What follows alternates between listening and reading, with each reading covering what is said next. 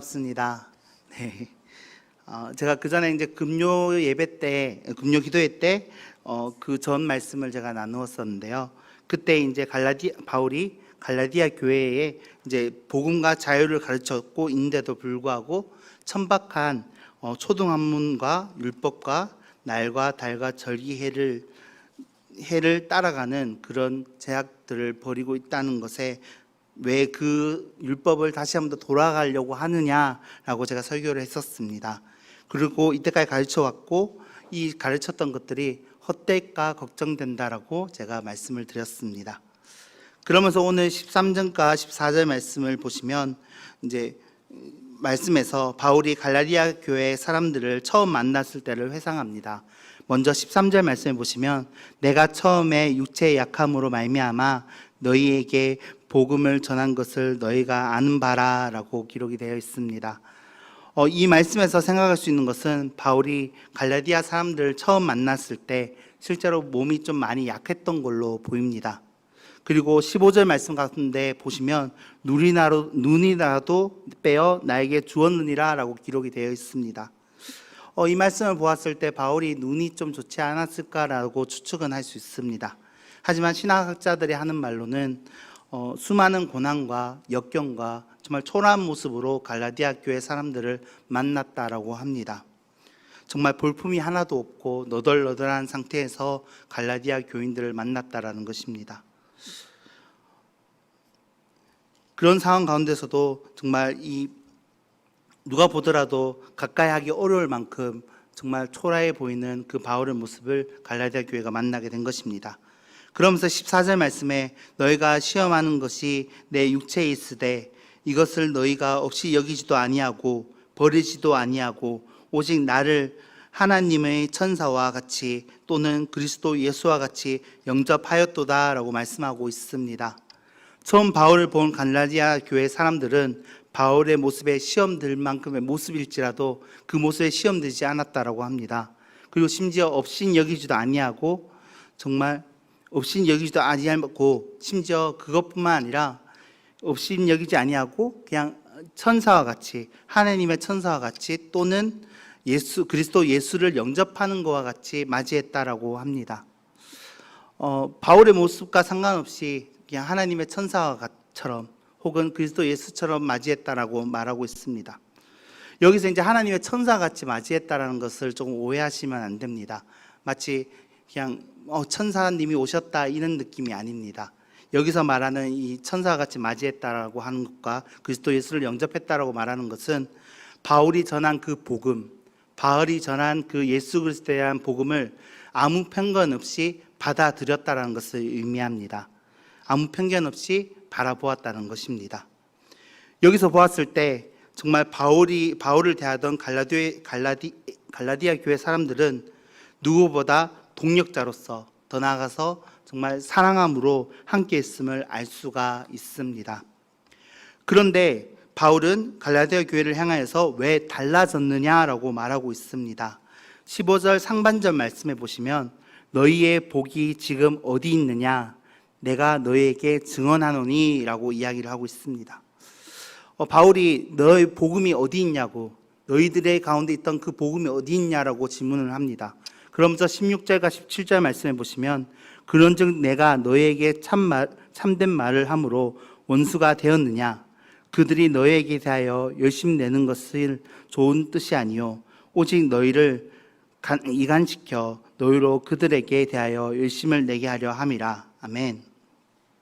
왜 이제 더 이상 복음이 없고 그 더 이상 사랑이 아니고 왜 나를 향해서 원수를 대하듯이 대하고 있느냐라고 지금 말하고 있습니다. 여기서 말하는 그들은 율법주의자를 의미하는데 너희에게 열심을 다하고 있는 것은 그 좋은 뜻이 아니라고 말하고 있습니다. 율법학자들이 이 갈라디아 교회를 향해서 열심을 내고 있는 것, 열심을 하라고 말하고 있는 것은 좋은 뜻이 아니다라고 이 시간 말씀 가운데 말하고 있습니다. 그리고 이간시켜서 율법을 지킬 수 있도록 열심을 낼 수 있도록 유혹하고 있다라는 것을 말하고 있습니다. 지금 이 상황에서 바울이 전한 그 복음을 거부하고 그들이 말한 율법주의자의 말을 유혹하였음을 알 수가 있습니다. 그리고 율법학자들의 그 말을 더욱더 신뢰하는 것처럼 보입니다. 분명 바울은 믿음으로 말미암아 구원을 얻는다라고 말하고 있습니다. 갈라디아서 전체가 그렇게 믿음으로 말미암아 구원을 얻는다고 말하고 있지만, 갈라디아 교회 사람들은 율법주의자들의 예수 그리스도 믿는데 율법도 믿어야 돼, 율법도 지켜야 돼 라고 이야기를 하면서 행위적인 구원을 이야기를 하고 있습니다. 그리고 갈라디아 교회 사람들의 이 말씀으로 보았을 때 이 갈라디아 교회 사람들에게 바울에게 속았다라는 그런 마음들이 있었던 걸로 보입니다. 그래서 원수처럼 대하고 너 말이 잘못된 것 같다라고 이렇게 이야기하는 것처럼 보입니다. 사실 이제 이간하다라는 말이 말씀 가운데 나옵니다. 이간시켜라는 단어가 나오는데요. 이 표현은 이간질보다 더 나아가서 추방시키다라는 의미가 더 강합니다. 완전히 바울을 추방시킬 만큼 완전히 틀어졌음을 이 말씀을 통해서 볼 수가 있습니다. 그래서 바울이 정말 간절하게 오늘 이 시간 말씀하고 있는데요. 19절 말씀에 나의 자녀들아 너희 속에 그리스도의 형상을 이루기까지 다시 너희를 위하여 해산하는 수고를 하노니 라고 기록이 되어 있습니다. 바울이 나의 자녀들아 라고 이야기를 하고 있습니다. 나의 자녀들아 라는 표현을 사용하면서 그리스도 형상을 이루기까지 해산하는 수고를 이루었다라고 표현을 사용하고 있습니다. 아이를 해산하는 수고가 어떤 느낌인지는 저는 사실 잘 모르겠습니다. 네, 제가 아이를 놓는 것도 아니고 제가 어떻게 할 수 있는 방법이 없습니다. 그런데 드라마 중에 슬기로운 의사생활이라는 드라마가 있습니다. 그곳에 보시면 산부인과 부분이 나오게 되는데요. 거의 이제 40주 동안 이제 아이를 품고 또 아이를 품으면서 이제 이 아이를 지키기 위해 노력하는 산모의 모습이 보입니다. 심지어 잘못되면 내가 움직이면 아이가 이제 어떻게 잘못되지 않을까라는 생각에 그냥 가만히 있는 모습도 보게 됩니다.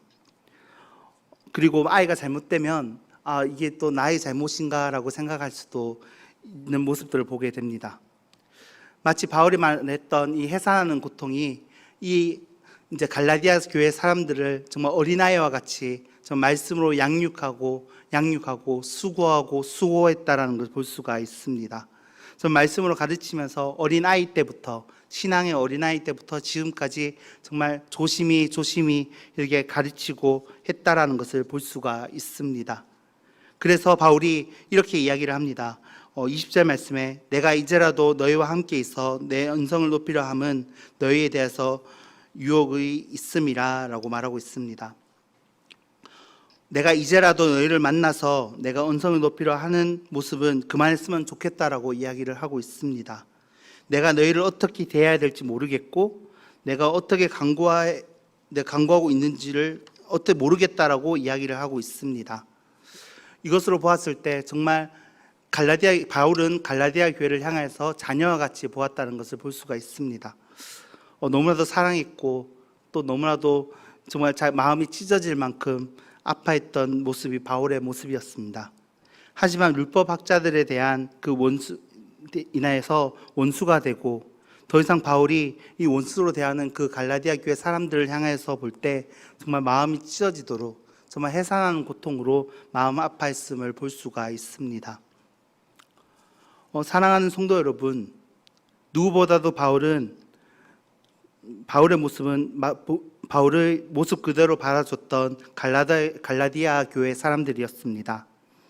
그리고 볼품없는 바울의 그 말을 정말 복음 그대로 받아들였던 교회가 바로 갈라디아 교회였습니다. 하지만 다른 방법의 복음으로 인해서 원수로 되었고 갈라디아 교회를 향하여서 지금 또 바울은 가슴 아파하며 애통해하는 모습을 볼 수가 있습니다. 그래서 바울이 이렇게 이야기를 했습니다. 12절 말씀에 형제들아 내가 너희와 같이 되었는즉 너희도 나와 같이 되기를 구하노라. 너희가 내게 해롭게 하지 아니하였느니라. 아멘. 처음에 이렇게 바울이 말하면서 시작을 하게 됩니다. 그러면서 예전과 같은 모습으로 나와 같이 되었으면 좋겠다고, 그리고 나와 같은 모습으로 함께 하였으면 좋겠다라고 이 시간 말씀 가운데 말하고 있습니다. 여기서 갈라디아 교회의 모습을 보면서 우리의 모습을 다시 한번 더 돌아보았으면 좋겠습니다. 갈라디아 교회 성도들은 처음에 하나님을 더욱더 사모하는 마음으로 정말 바울의 그 말씀을 받아들였고, 바울은 그 모습을 본 것이, 바울의 그 말씀을, 갈라디아 교회의 그 사람들은 그 바울의 모습을 그냥 바라보면서 그 복음을 받아들였던 것이 아니라 복음 자체, 복음 모습의 그 자체를 받아들였던 모습을 볼 수가 있습니다. 근데 점점 갈라디아 교회도 그렇고 다른 유혹들을 통해서 그 믿음이 무너졌음을 볼 수가 있습니다. 혹시나 우리 마음 가운데 신앙생활을 하면서 정말 예전에는 예배에 대해서 더욱더 사모하고 예배에 대해서 정말 기도하고 날마다 밤을 새면서 정말 사모했던 모습은 있지 않습니까? 그런데 지금 모습을 보았을 때 익숙한 마음에 그렇게 또 나아가지 못하는 모습은 있지는 않으십니까? 그리고 혹시나 정말 예수 그리스도 복음보다 다른 사람이 말하는 이야기들이 내 생각보다, 주님의 생각보다 더 앞서 있지는 않습니까? 혹시나 내 생각이 조금 더 들어가고 내 생각이 앞서가고 내 모습이 주님보다 더 앞서 있지는 않습니까? 그렇다면 바울이 말한 것과 같이 나와 같이 되기를 원하노라, 바울이 말한 나와 같이 되기를 원하노라, 이 말씀은 예수 그리스도를 믿었을 그때로 다시 돌아오기를 원한다는 것을 말씀하고 있습니다. 저도 참 예전에 예수 그리스도를 믿으면서 월요일날 기도회도 참석하고 화요일날 찬양 집회씀 참석하고 수요 예배도 가고 새벽 예배도 가고 금요 기도회도 가고 토요일날 기도회도 가고 주일날 예배를 드리는 것 자체가 너무나도 행복했을 때가 있었습니다. 근데 지금 왜 이러지 않을까요? 참 저 마음 가운데서도 정말 갈라디아 교회 사람들처럼 많은 생각들이 주님보다 앞서 있었다라는 생각이 많이 듭니다. 혹시 여러분들 마음 가운데서도 정말 예전에 철야하면서 이제 성도분들은 막 철야를 갔다가 자기 교회 철야 예배를 드리고 또 다른 교회 가서 또 철야 예배를 드리고 밤새 기도하는 그 행복을 누렸다라고 들었습니다. 하지만 지금 가운데 우리의 마음 가운데 그런 열정이 남아 있습니까?